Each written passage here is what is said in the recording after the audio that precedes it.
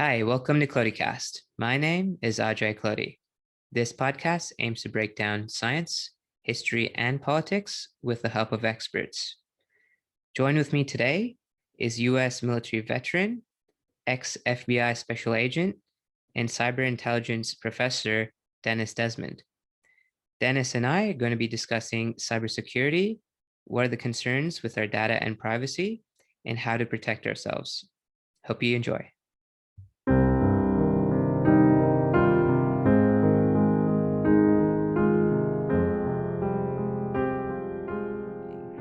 All right. Thank you very much, Dennis, for joining me today. Absolutely. Thanks for inviting me. I want to quickly start off with your background. How did you get into cybersecurity, and what did you do before you ventured into cybersecurity? I've never been able to decide what I wanted to be when I grow up. And so I've tried a lot of different things. I started out in the Army as a counterintelligence special agent. In those days, cyber was just developing, just becoming a thing. And so for a counterintelligence special agent to get involved in cyber was actually pretty new and innovative. I've spent most of my career in the Army supporting human intelligence operations.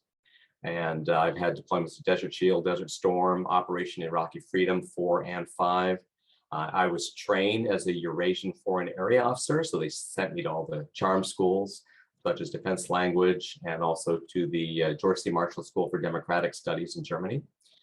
I was recruited out of the Army to become an FBI special agent, and I was assigned, obviously, to the National Security Division. And because of my cyber skills, but also because of 15 years of Russian language, they had me working national security issues on the National Computer Crime Squad, which is pretty interesting. I focus primarily on state-sponsored hackers and terrorists, and also in the counter-espionage side. And then from there, I actually was assigned to the Defense Intelligence Agency, first as a contractor after I left the FBI, and then as an employee, again, focused primarily on support to human intelligence operations, support to clandestine collection, and much of it, again, was focused on cyber. I got involved in basically scrubbing and cleaning profiles for the clandestine collectors, preparing identity structures for the special mission unit operators, and removing information where it potentially could be detrimental to the operators or where adversaries might exploit that data.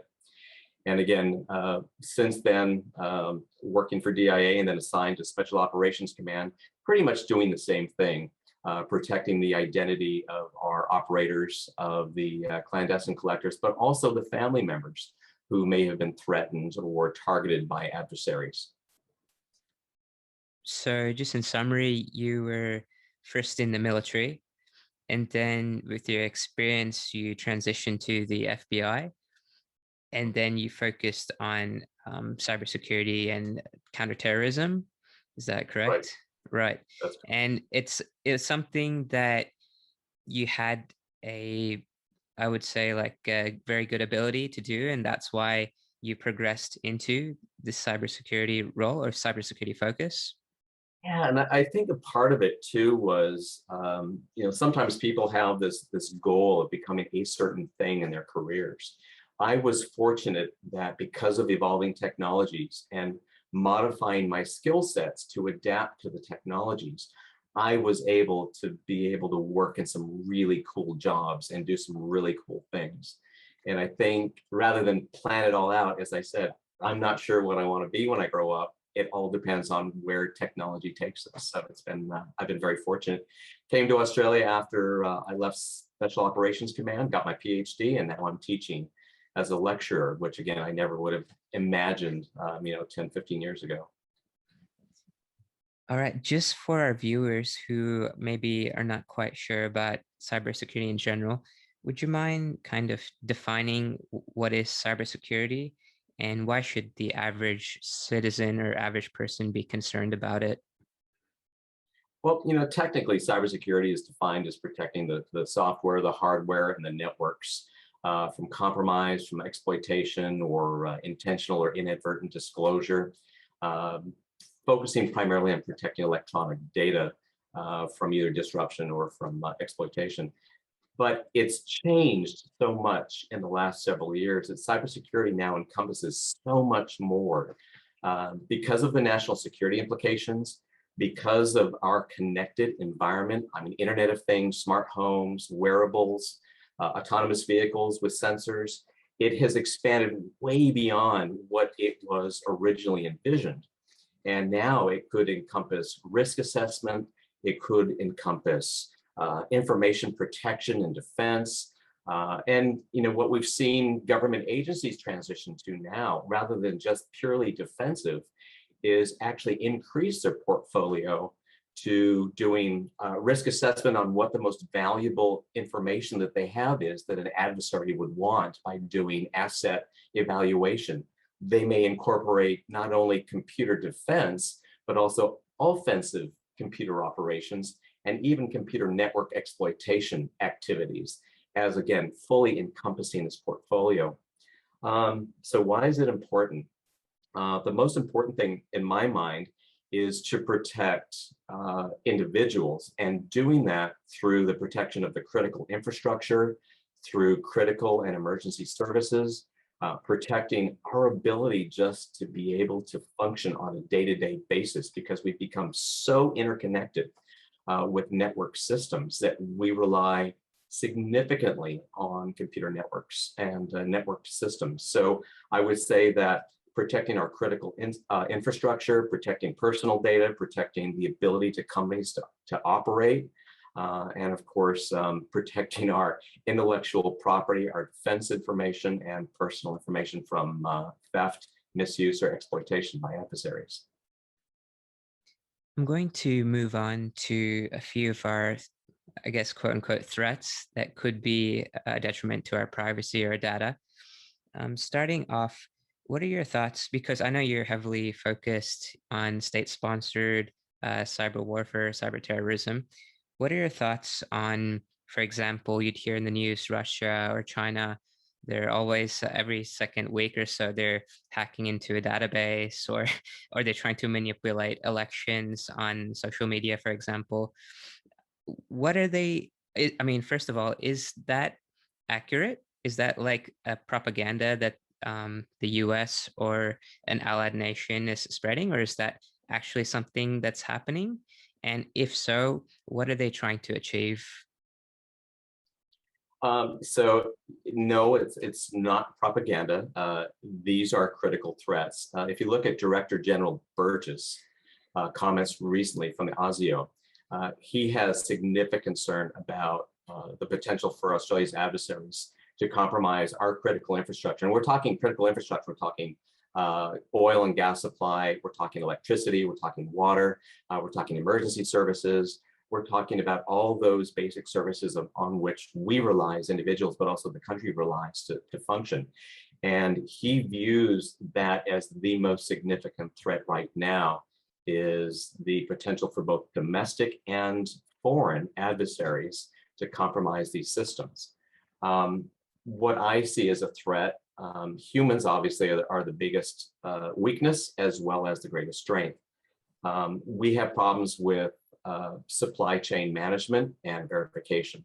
If you look at the potential such as Internet of Things devices, smart home devices being compromised and not evaluated for potential vulnerabilities, that's a significant threat. There's been a lot of discussion about Huawei as presenting a potential threat, and it's because of the potential connection between a state or a nation state and the private company that's actually producing and then selling these products. So supply chain is really huge in that area and needs to be looked at better. But as we saw with the SolarWinds compromise, if we don't evaluate the software applications on which so many companies rely for cybersecurity, we also run into potential problems for exploitation and compromise. Again, foreign-based supply chain, not completely evaluated for its security and reliability. And as a result, we saw several different companies taken down because of the SolarWinds compromise. Ransomware presents a significant threat right now to a lot of companies as well. And as we've seen, the R Evil group, for instance, that is manufacturing and delivering ransomware is a significant problem. And therefore, both companies, private companies, as well as the government need to partner in order to defend against these potential threats. We're seeing a rise in domestic or onshore extremism. This especially became noteworthy during the COVID pandemic because more people were at home, more people had time on their hands to go out on the internet. And I think there were a lot of disaffected individuals who were basically in disagreement with their government policies and procedures and how they approach COVID. And as a result, you saw some very interesting bedfellows arise, people who may be anti-vaxxers, anti-maskers, extremists, anti-immigration, or possibly National Socialists, basically getting together with a common enemy. And in their minds, this was the government. So you've seen increased recruitment of both teens and tweens, as well as regular individuals. So the domestic threat from a cyber perspective is also there as well. They could engage in attacks that would benefit both foreign adversaries as well as domestic. In fact, in the United States, we've seen religious extremists, right-wing extremists align themselves with Islamic extremists because they focused on their anti-Semitism as a common enemy. And that is worrisome as well. So there's a broad range of threats that any government has to worry about, domestic and foreign, supply chain, looking at potential attacks against both public and private sectors.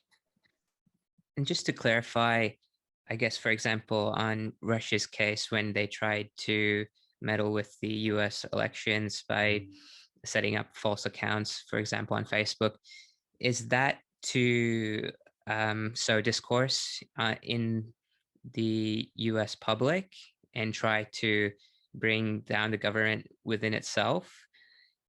Is that their sort of goal? So information operations, also known as truth projection or psyops, propaganda, obviously those have been around for decades and decades. They've even probably been around longer than that. It's just the information was passed through runners and messengers. What we've seen now is because of the global reach of the internet and social media platforms, especially, the ability of a nation state to project information, to sow discourse, to create chaos, distrust in the government, and even paranoia, and cause divisions within our political parties has been significant.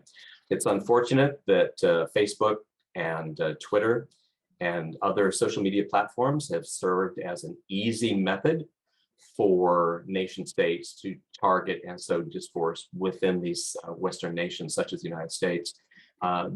The involvement of Russia in sowing discourse and in targeting the 2016 elections has been well known and has been very obvious. And it's very unfortunate that Facebook failed to recognize and react appropriately and to prevent this type of disinformation from being disseminated, and to allow the rise of hate groups and the spread of their information, as well as targeting other groups as well. And that's been very unfortunate. But I think the whistleblowers lately have been identifying that Facebook had some major failures and may have actually supported and encouraged this type of foreign operation. And we've seen the same sort of chaos from China as well. I think they've recently started to do that in social media, creating their own state-sponsored news channels and trying to spread their own propaganda. But correct me if I'm wrong, but I feel China is trying to, especially with their mass attacks and massive data collections, what are they trying to do with all that data? Are they trying to leverage sensitive information on foreign governments, or what are they trying to do? Or maybe I know China is very big on copying the Western technology for their own economic benefit. Do you have any insight on what they're trying to achieve? So I've been actually looking at this for quite a few years. I started looking at the specific industries that the APT, Advanced Persistent Threat Hackers, were targeting. And we saw a heavy focus on identity-related industries. So things like the credit bureaus, Equifax, Experian, TransUnion, focus on any industry that would have a large number of identity data credentials that could be stolen.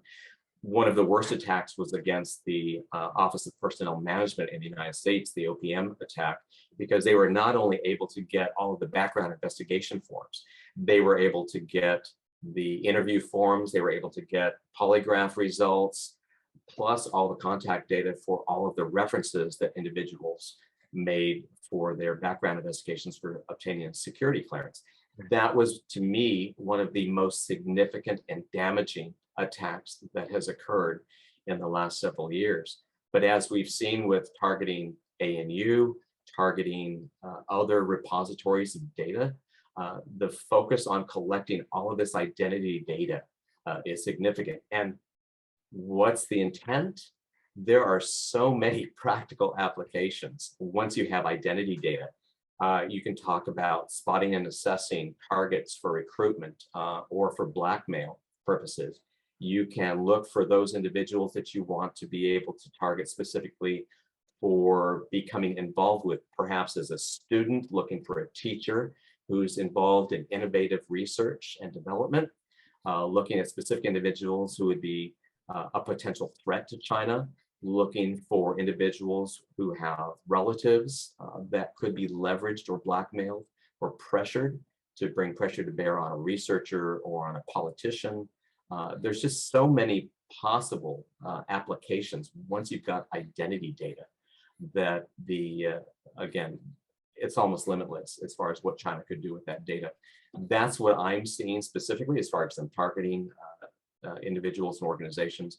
But also, of course, there's the traditional approach to stealing intellectual property, which obviously is a shortcut, saves a lot of money and effort in development. And then again, potential applications that would support China from a national perspective. And so just for people who don't know, the Five Nations or the Five Eyes it's an alliance between Australia, New Zealand, Canada, UK, and US, where we share, I guess, intelligence between the Five Nations. Are the Five Eyes, are they trying to are they retaliating back? Are they also having their own sort of cyber warfare against these states, or are they trying to build a safety protocols? Like, do you have any insight on what we're trying to do to fight back against this sort of terrorism? So there's different kinds of alliances. The Five Eyes Alliance primarily is involved in intelligence information sharing. And the Western nations who are most likely targeted by adversaries, Iran, China, Russia, and other nations, specifically will work together to develop intelligence threat information that they can share with each other in order to identify potential threats, as well as potential methods that these adversaries might use to gain access to network systems. As a result, there's a broad range of possible responses. The challenge comes in identifying whether or not an attacker is actually state-sponsored, is independent, maybe a patriotic organization acting on behalf of, but without direction from a nation state. Could be a military organization operating on behalf of the nation state. And it's very difficult to determine what the actual backing is or the motivations of these groups. So in response, the nations have to be very careful in their responses, and it has to be very measured and also has to be appropriate for the type of attack that they've withstood. The Our Evil group, as an example, although it operates out of a certain country, may or may not be sponsored by that nation state.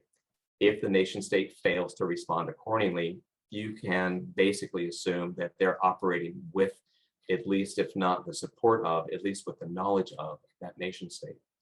And so that takes it into a completely different arena as far as the type of methods that you use to shut them down. In some cases, law enforcement has the ability to respond appropriately. In other cases, it's a purely military function where they have offensive weapons and offensive capabilities to actually shut down those networks. Again, you have to look at downstream effects though. If you're taking out a network, you have to be very careful that you're not impacting civilian sector, such as hospitals, such as emergency services, and it needs to be very focused against a specific route. And you need to be very careful again that your response is measured and appropriate based on what you're countering. Okay, we've discussed a lot about state-sponsored terrorism. I just want to move to a slightly different topic because I guess nowadays we're very interconnected, especially on social. What are your thoughts on us as an individual giving a lot of our data and a lot of our privacy rights to big technology companies online, for example, Facebook, Apple, Google, Amazon, etc.? There's an old meme that's been circulating for decades, and it says, if the product that you're receiving is free, then you're the product. And what we've seen, again, going back to, I obviously have a bias about identity. Identity data is worth a lot of money, as we saw with Cambridge Analytica as an example, harvesting data from Facebook.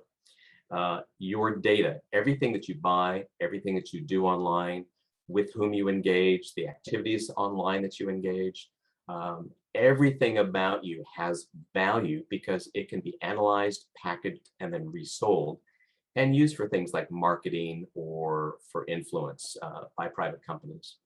And as a result, we willingly, by having accounts with social media platforms, we willingly give away a lot of our personal data. That becomes problematic in the long run. But there's an entire industry that has grown up around this. The financial credit reporting agencies, such as Equifax, Experian, TransUnion, InfoTrack, Dun & Bradstreet, have made a business of selling credit data, of aggregating, analyzing, and then providing this data pretty much to whomever wants it for their own use. You also have the major data aggregators, such as InfoTrack, Axiom, LexisNexis, and Thomson Reuters. Again, they aggregate, collect all this data, repackage it, and companies like Gartner find a lot of value in it. So by using social media, we are agreeing that we will receive the opportunity to use the social platform for free in exchange for giving up data, as well as for being subject to advertising and marketing. There are some workarounds, obviously, to avoid that, but by and large, most people are happy with that exchange. You're starting to see some changes, such as with the EU and the GDPR, where you have a right to be forgotten, you have a right to have your data eliminated or removed, and you have a right to be fully aware of whatever data is being collected against you.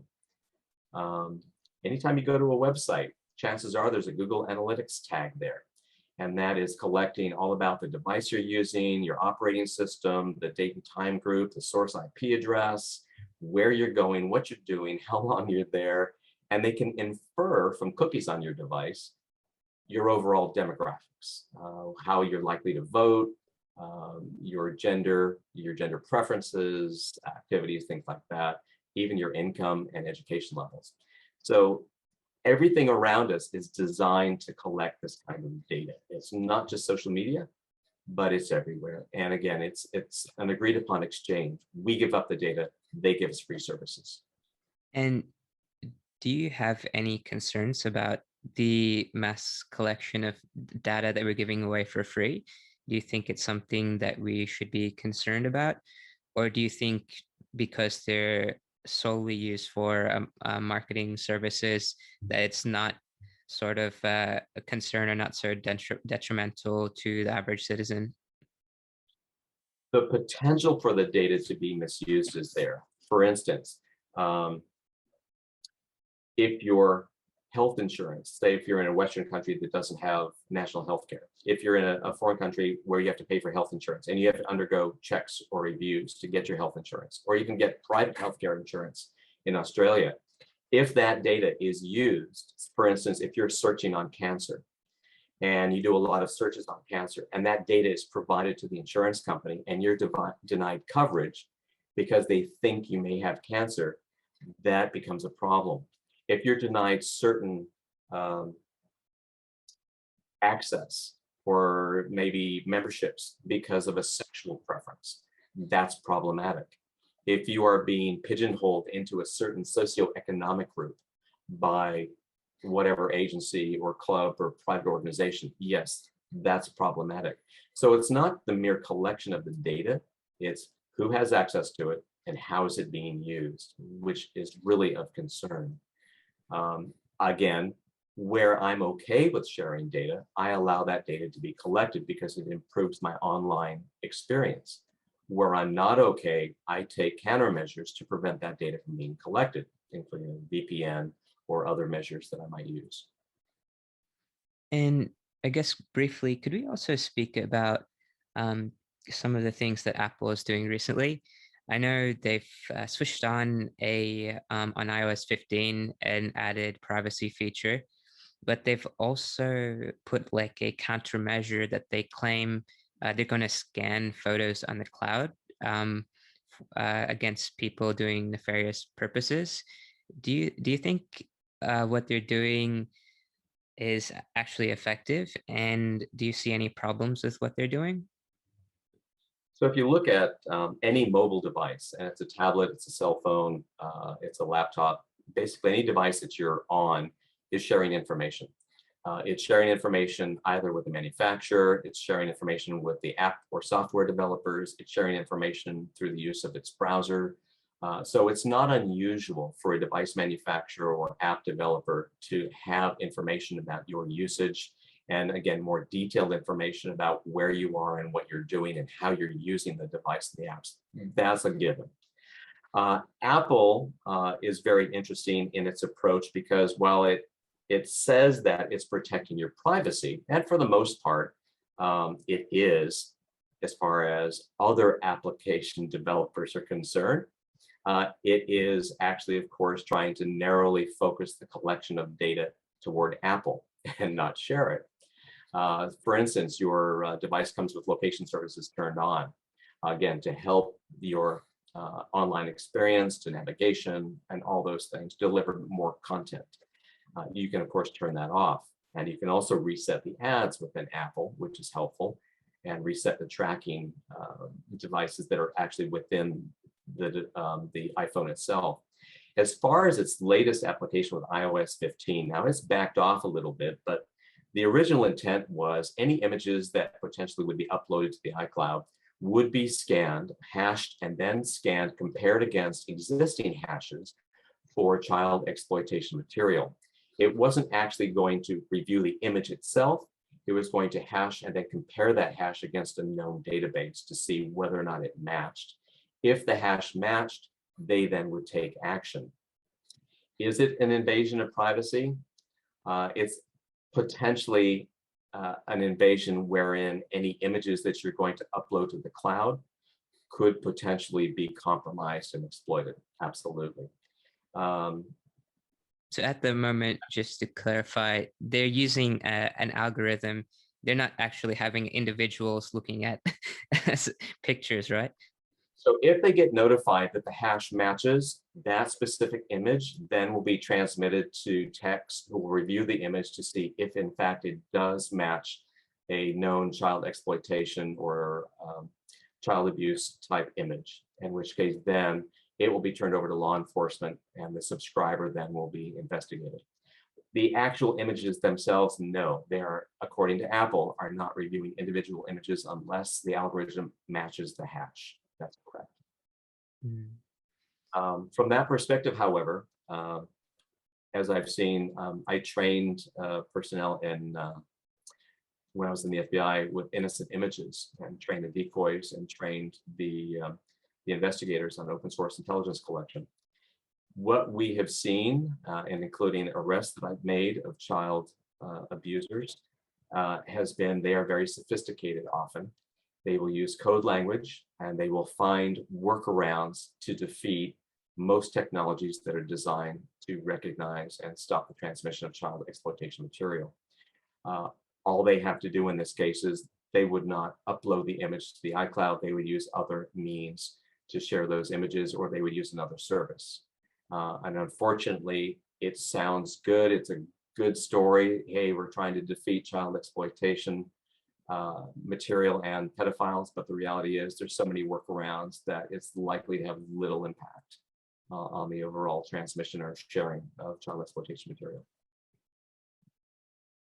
All right. And finally, I'd like to also move on from another threat that I think a lot of people are talking about. What are your thoughts on government mass surveillance? For example, in I think 2013, Edward Snowden came out and he started leaking documents stating that the U.S. government was doing mass surveillance on their citizens in the name of counterterrorism. Um, I think before that actually got leaked, a lot of people already had some sort of inkling that was happening, but now we had definitive proof. Um, what are your thoughts on domestic governments doing surveillance on their own citizens, and is that something we should be worried about? What's your take on that? I think anybody who's watched the Will Smith movie pretty much suspects that the ability of governments to conduct surveillance is pretty sophisticated, as well as in the military as well. Whether or not the government is justified, obviously, has to come down to each individual thought. I don't know that from a blanket perspective, you can say that a government is or is not justified in its collection. What is important is whether or not a government agency is breaking the law. I think that's what's important. I think that the government agencies, especially the intelligence agencies, need to have oversight by the civilian authorities, and that they need to have their policies, procedures reviewed on a regular basis to ensure they are fully compliant with the law. In this case, the NSA does not have the authority to surveil American citizens. It can only do so when the American citizen is communicating with a foreign national, in which case, again, there still has to be a threat. And when you're talking, 7 billion people on the planet, it's pretty difficult for an agency to monitor everywhere all the time. And as a result, they are looking for the greatest threats that are posed potentially to the national security of the United States. And it's the same with any other signals intelligence or cyber investigatory agency in the world. Again, I think civilian oversight is important. I think the review of their policies and procedures is critical. And yes, they have capabilities that, I'm sure Edward Snowden only touched on with his leaks, and that they improve and change every year. Yeah, it's a very difficult topic to discuss. Yeah, it's very broad. And obviously, because of my background in the work with the different organizations, I pretty much will leave it to say that I think it's important to ensure that these agencies are not breaking the law, and that individuals need to be very circumspect about what they're doing. And, bad guys, they're hard to catch, and they're going to work really hard to avoid detection and capture. And as a result, I think that unfortunately, there's some necessary capabilities that we see within our government agencies. I actually am more concerned about the private companies that are doing the collection and what they're doing with the data. And just a quick segue. Currently, I guess, because since we're still on the topic about government surveillance or government tracking, what are your thoughts on the recent rollout of vaccine passports? I know a lot of citizens who are afraid to take vaccines, or they're okay to take the vaccine, but they're concerned about linking that data into a vaccine passport that can track them around everywhere. It's a bit of a concern for them. What do you find it problematic, or do you think it's something that we, compared to the other actors in the privacy space, we shouldn't really be focusing too much attention on? Not to discount the fears that individuals have about being surveilled and collected on, but I must say that I sometimes laugh out loud when I hear these concerns expressed, especially when I see people walking around with location services turned on their cell phones. which literally tracks every time you interact, or if you have your Wi-Fi and Bluetooth left on your cell phone. Again, you're pinging and allowing mesh network connections to occur with your device. Most of that happens on your device because of ad serving. This allows companies to serve ads to your mobile device within the application, so they always know where you are and they always know what you're doing. Unless you turn off all of your networking capability on your cell phone and your location services, you're being tracked. So from the perspective of the government, having worked in the US government for 25 plus years, or being affiliated with the US government for 25 years, I can honestly say that while there are certainly individuals who might have a malicious intent, overall, governments are not generally capable of aggregating, analyzing, and amassing the amount of data that we're talking about and putting it into a coherent misuse against its citizens. Private companies, on the other hand, are, and they work very hard because they're incentivized through monetary gains to do that. As a former military officer, I have had so many inoculations given to me for worldwide travel and deployment. I also do bat rescues, so I've had the Lyssa virus vaccination. I went through the Novavax trial intentionally because I wanted to see, again, I wanted to help give something back to Australia. And I just had my first Pfizer jab, so I can get my certificate so I can travel. So I'm not concerned about the vaccines. I've had so many in my life. And as a result, I feel healthier and better and more resistant to the various types of diseases. But as a military member traveling around the world, I had a little yellow vaccination, international vaccination certificate I had to carry with me all the time to prove to different governments when I would go through their border check that I was vaccinated, yellow fever or smallpox or whatever it was. And to me, it's the price of freedom. It's the ability for me to travel at will. So this is not a new protocol. It's been done for a no, long I mean, time. this has been around for years. I mean, even during the Spanish influenza, people had certified certificates showing that they've been inoculated. It's nothing new. Again, could the government misuse all your check-in data? Could they misuse the vaccine certificate? Yeah, it's possible, but why would they when you can just buy that information from data aggregators who are already collecting it? And in fact, that data is actually much more accurate and much more comprehensive than what the government could ever hope to collect. Okay, so we've talked about the threats or bad actors that could be taking our data or misusing our data. How can we actually protect ourselves, and how are we unintentionally exposing ourselves to giving our data away for free? So pretty much anything you do online, and in many cases, even the physical world is collectible, has value.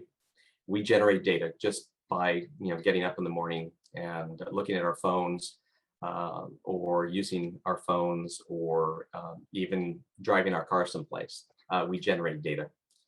I think if you use a loyalty card at any of the major shopping stores, you're giving away data. You're telling them all about yourself, how much you earn, what you like to buy, what you like to eat, what you cook, how many are in your family, how often you shop, the products you prefer, the brands you prefer, all of that, like on a loyalty card, is collected. So to get around and go offline, you certainly can take several measures to limit the data collection.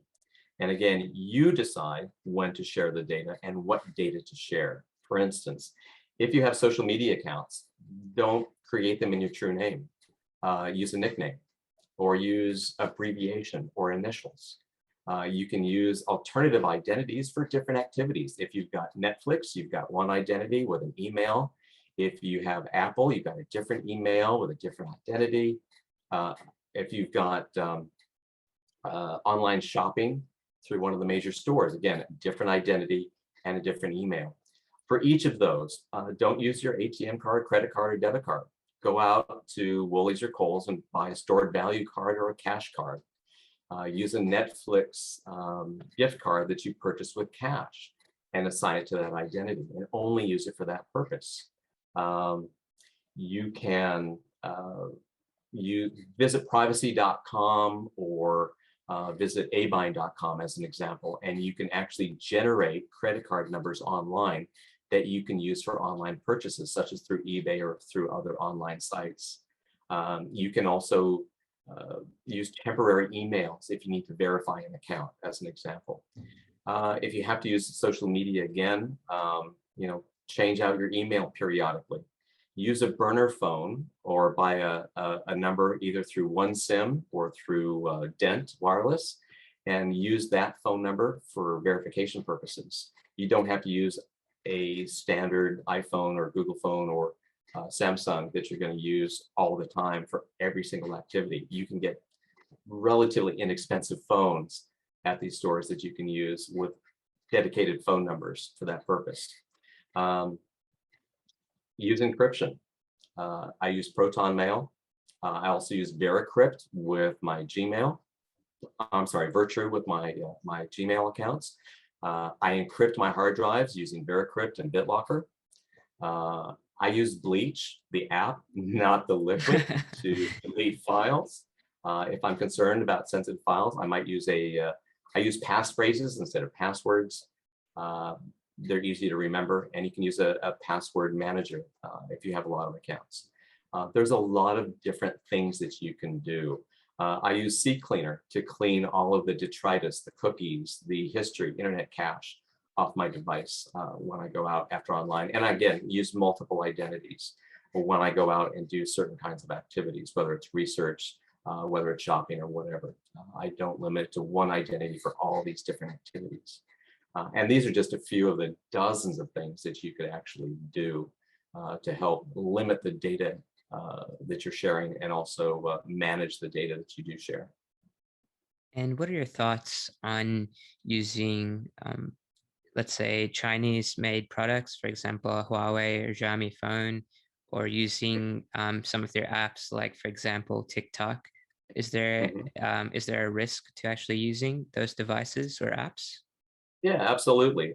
Anytime that you buy any kind of device or use any kind of software application, again, you have to be aware that those devices potentially could be compromised. Huawei is a perfect example, again, because it's manufactured by a private company that potentially has connections to the state. There are potential issues there. You have to be very circumspect in your use of smart home devices and what kind of data is being collected, who the manufacturer is. There's been articles on nanny cams being compromised using the software application Showdown to look for vulnerabilities where people have left the administrative username and password enabled. You have to be very careful about what kind of data is being collected by some of the applications on your PC, laptop, or mobile device. It's a matter of doing research and figuring out before you buy something, whether you should buy a Huawei device or say a Nighthawk router, which one has a greater threat or a greater vulnerability and what kinds of data potentially it could be collecting and sharing. That's just simple research online to see if there's been any cases or any reports. And it's the same thing with applications. Look at those apps. See what's being used, how they're being used, who the developer is, and if there's been any complaints. And that goes pretty much for anything. And I guess a final fun question, is there a possibility for any of us in this modern age to completely disappear, like get off the grid? Is that possible? It's possible, but difficult. And it means you basically moving way out into the country, paying cash for the house. You're still going to have to pay taxes. You're going to have to set up a trust through which all of your bills are paid. You can completely shift to renewables, such as wind, solar, and geothermal or hydro. And you can operate in an environment that's almost self-sustainable, including growing your own food. But again, it's very, very difficult. It is done. There are people around the world who do it. But again, it takes a lot of preparation. It can be very expensive, very time consuming. So you have to consider that if you decide to do that. But in today's environment, it is really, really hard, especially if you expect to receive any services or products from the state or federal governments. And any closing advice for people who are interested to learn more? I think you mentioned privacy.com, this Yeah, resource that there's you could. there's a bunch of sites. Privacy.com's good. I have also used abind.com as far as their products. I found very useful. I would, if you really want to know what the threat issue is, I seriously would read the ASIO Director General's report that was just released this last week. And the ACSC annual cyber threat report was also just released. If you want to look at what the cyber focused threats are specifically, there are several good resources as well. Epic is a good resource. And then there's some nice privacy groups out there that are very good at providing some guidelines as far as how to limit data sharing and also protect your privacy as well. Thank you very much, Dennis, for your explanations today. I think the audience got a lot of value from discussing about cybersecurity and cyber safety, and hopefully we actually practice it as well instead of just let it go in from one ear and out the other. Thank you so much for today. Thanks for inviting me. I appreciate it very much.